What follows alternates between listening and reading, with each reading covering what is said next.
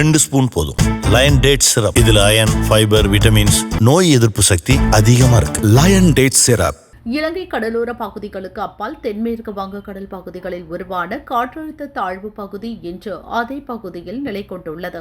இது அடுத்த 24 மணி நேரத்தில் மேற்கு வடமேற்கு திசையில் மெதுவாக நகர்ந்து செல்லக்கூடும். இந்த காற்றழுத்த தாழ்வு பகுதி காரணமாக தமிழகம், புதுச்சேரியில் சில மாவட்டங்களில் கனமழையும், சில மாவட்டங்களில் மிக கனமழையும் பெய்யக்கூடும் என சென்னை வானிலை மையம் தெரிவித்துள்ளது.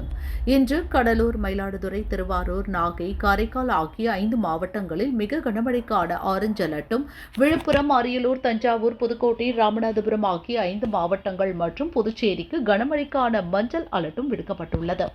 நாளை திருவள்ளூர், சென்னை, காஞ்சிபுரம், செங்கல்பட்டு, மயிலாடுதுறை, திருவாரூர், நாகப்பட்டினம், காரைக்கால் ஆகிய 8 மாவட்டங்களுக்கு மிக கனமழைக்கான ஆரஞ்சு அலர்ட்டும், விழுப்புரம், கடலூர், தஞ்சாவூர், புதுக்கோட்டை, ராமநாதபுரம், தூத்துக்குடி, திருநெல்வேலி, கன்னியாகுமரி ஆகிய 8 மாவட்டங்கள் மற்றும் புதுச்சேரிக்கு கனமழைக்கான மஞ்சள் அலர்ட்டும் விடுக்கப்பட்டுள்ளது.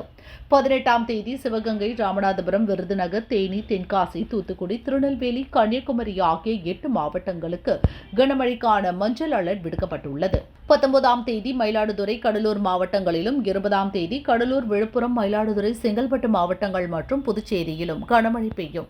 21 மற்றும் 22ஆம் தேதிகளில் திருவள்ளூர், சென்னை, காஞ்சிபுரம், செங்கல்பட்டு, விழுப்புரம், கடலூர், அரியலூர், மயிலாடுதுறை, திருவாரூர், நாகை, தஞ்சாவூர், புதுக்கோட்டை, சிவகங்கை, ராமநாதபுரம், தூத்துக்குடி, திருநெல்வேலி, கன்னியாகுமரி ஆகிய 17 மாவட்டங்களிலும், காரைக்கால், புதுச்சேரியிலும் கனமழை பெய்யும் என வானிலை மையம் கூறியுள்ளது.